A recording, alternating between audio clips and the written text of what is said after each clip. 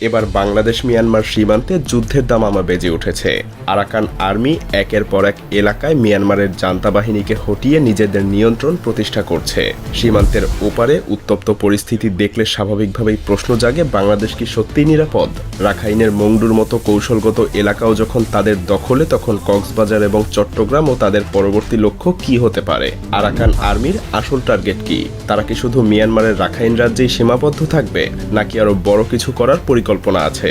এখন প্রশ্ন হলো, এমন পরিস্থিতিতে বাংলাদেশ মিয়ানমারের মধ্যে যুদ্ধ বাঁধলে কে জিতবে? রাখাইন আর্মিরা কি তাহলে বাংলাদেশে আক্রমণ করতে চলেছে? ভারতের কিছু অংশ আর বাংলাদেশ মিয়ানমারের কিছু অংশ মিলে কি তারা নতুন এক দেশ গড়তে চলেছে? এসব প্রশ্নের উত্তর জানতে চলুন দেখে নেওয়া যাক মায়াজালের আজকের বিশ্লেষণ। প্রথমেই আমাদেরকে জানতে হবে আরাকান আর্মি আসলে কারা এবং তারা বাংলাদেশের জন্য কতটা হুমকির হতে পারে। একসময় মিয়ানমারের একটা ক্ষুদ্র বিদ্রোহী দল হিসেবে শুরু করা আরাকান আর্মি বা সংক্ষেপে AA এখন এমন একটা শক্তিতে রূপ নিয়েছে যা মিয়ানমারের জান্তা সরকারের ঘুম হারাম করে দিয়েছে, সেই সাথে বাংলাদেশ এবং ভারতেরও। কিন্তু কিভাবে তারা এত শক্তিশালী হলো? প্রথমত, আরাকান আর্মি মিয়ানমারের জান্তা সরকারের অব্যবস্থাপনা এবং দীর্ঘদিনের অত্যাচারের সুযোগ নিয়েছে। রাখাইন রাজ্যের মানুষ বছরের পর বছর ধরে জান্তা সরকারের নিপীড়নের শিকার হয়েছে। এই অবিচার আর হতাশার সুযোগেই আরাকান আর্মি সাধারণ মানুষের সমর্থন আদায় করতে সক্ষম হয়েছে। গ্রামের পর গ্রাম তাদের প্রতি আনুগত্য প্রকাশ করেছে এবং স্থানীয় জনগণকে পাশে পেয়েই তারা নিজেদেরকে শক্তিশালী করে তুলেছে। দ্বিতীয়ত, তাদের সামরিক কৌশল অত্যন্ত চতুর। আরাকান আর্মি জান্তা বাহিনীর বিরুদ্ধে গেরিলা যুদ্ধ কৌশল ব্যবহার করে। তাদের কৌশল হলো দ্রুত এবং পরিকল্পিত হামলা চালানো। তারা এক জায়গায় আঘাত এনে অন্য জায়গায় দ্রুত সরে যায়। এই কৌশলে জান্তা বাহিনী দিশেহারা হয়ে পড়েছে এবং তাদের শক্তি ছত্রভঙ্গ হয়ে গেছে। তৃতীয়ত, তাদের সংগঠনের দক্ষতা। আরাকান আর্মি কেবল একটা বিদ্রোহী দলই না, বরং এটা একটা সুশৃঙ্খল এবং কৌশলগত বাহিনী। তারা কেবল অস্ত্র দিয়েই লড়ে না, বরং তারা মানুষের মনের উপরেও আধিপত্য বিস্তার করে। তারা স্থানীয় জনগণের সমর্থন এবং আস্থাও অর্জন করেছে, যা তাদের অবস্থানকে আরো মজবুত করে দিয়েছে। এই মানসিক লড়াই তাদের শক্তির একটা বড় উৎস। এই সব কারণ মিলিয়ে আরাকান আর্মি এখন রাখাইন রাজ্যের বেশিরভাগ অংশেই নিজেদের নিয়ন্ত্রণ প্রতিষ্ঠা করেছে। মংডুর মতো কৌশলগত এলাকাও এখন তাদের দখলে। এই সাফল্য মিয়ানমারের সামরিক শক্তির জন্য এক বড় ধাক্কা। কিন্তু প্রশ্ন হলো, তাদের এই ক্ষমতা কি রাখাইন রাজ্যের মধ্যেই সীমাবদ্ধ থাকবে, নাকি তারা আরো বড় কিছু করার পরিকল্পনা করছে?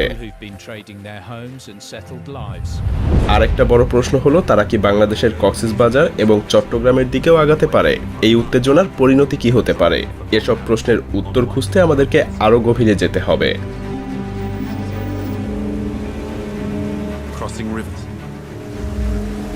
বাংলাদেশ মিয়ানমার সীমান্তে উত্তেজনা একদম চরমে পৌঁছেছে। রাখাইন রাজ্যে আরাকান আর্মি এবং মিয়ানমারের জান্তা বাহিনীর মধ্যে সংঘর্ষ দিন দিন আরো তীব্র হচ্ছে।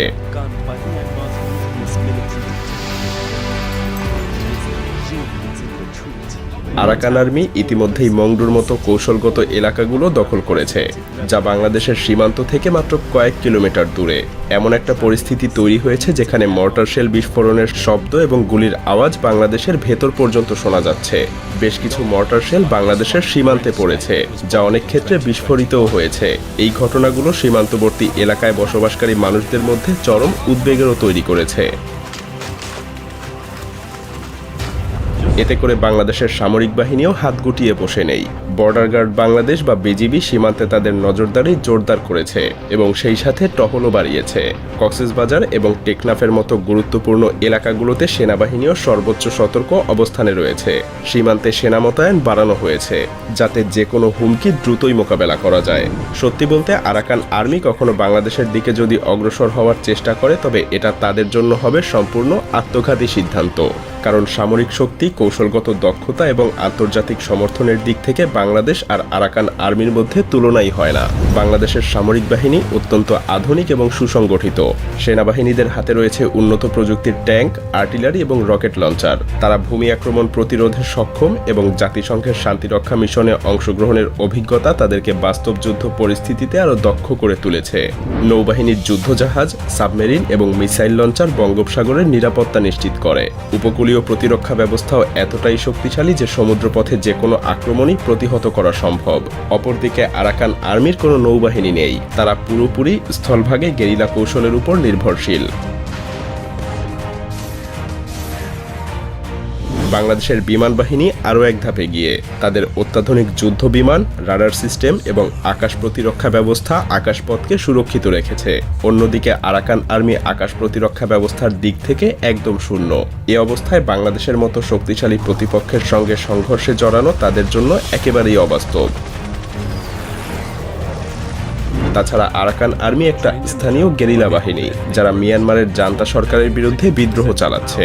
তাদের অস্ত্রশস্ত্র এবং সামরিক সরঞ্জাম খুবই সীমিত, যা কোনো সুসংগঠিত সামরিক বাহিনীর বিরুদ্ধে মোটেও কার্যকর না। জান্তা বাহিনীর সঙ্গে লড়াইয়ে তাদের শক্তি এবং সম্পদ ইতিমধ্যেই ক্ষয়প্রাপ্ত। সবচাইতে বড় কথা, আরাকান আর্মির মূল লক্ষ্য মিয়ানমারের রাখাইন রাজ্যে স্বায়ত্তশাসন প্রতিষ্ঠা করা। তারা যদি বাংলাদেশের মতো শক্তিশালী দেশের সঙ্গে যুদ্ধে জড়ায়, তবে তারা নিজেদের মূল লক্ষ্য থেকে সরে যাবে। এর ফলে তারা আন্তর্জাতিক সমর্থনও হারাবে, আর তাই এটা হবে তাদের নিজেদের জন্য নিজের পায়ে নিজের কুড়াল মারার মতো। তাছাড়া মজার ব্যাপার হচ্ছে, অনেকেই মনে করেন আরাকান আর্মি ভারতের মণিপুর বা সেভেন সিস্টার্সের বেশ কিছু রাজ্যেও প্রবেশ করেছে। আসলে বাস্তবে এর কোনো প্রমাণ নেই। স্থানীয় একটা গেরিলা বাহিনীর পক্ষে এত বড় পদক্ষেপ নেওয়া অসম্ভব। তবে তারা চাইলে ভারতের কিছু অঞ্চলে সামান্য অস্থিরতা সৃষ্টি করতে পারে। তবে সেটাও কতটা সফল হবে সেটা বড় প্রশ্ন। সব মিলিয়ে আরাকান আর্মি বাংলাদেশের মতো শক্তিশালী দেশের সঙ্গে সংঘাতে যাওয়ার মতো অবস্থায় নেই। তাদের লক্ষ্য, কৌশল এবং শক্তি বিবেচনা করলে এটা সম্পূর্ণ অযৌক্তিক এবং অসম্ভব। সর্বশেষ তথ্য অনুযায়ী আরাকান আর্মি মিয়ানমারের মংডু শহর সহ সীমান্তবর্তী কিছু কৌশলগত এলাকা দখল করেছে। এই এলাকাগুলো বাংলাদেশের সীমান্তের একেবারে কাছাকাছি, যা সীমান্তবর্তী মানুষের মধ্যে উদ্বেগ সৃষ্টি করছে। তবে গুরুত্বপূর্ণ বিষয় হলো, এখন পর্যন্ত আরাকান আর্মি বাংলাদেশের ভেতরে কোনো আক্রমণ চালায়নি। আরাকান আর্মির কার্যক্রম এখন পর্যন্ত মিয়ানমারের মধ্যেই সীমাবদ্ধ। প্রতিবেশী দেশগুলোর ভূখণ্ডে তাদের কোনো আগ্রাসনের প্রমাণও পাওয়া যায়নি। তবুও সীমান্তবর্তী দেশগুলো সতর্ক এবং তাদের নজরদারিতে কোনো ঘাটতি রাখছে না। আপনার কি মনে হয়, আরাকান আর্মি কি ভবিষ্যতে বাংলাদেশ বা ভারতের দিকে কোনো অনুপ্রবেশের চেষ্টা করবে?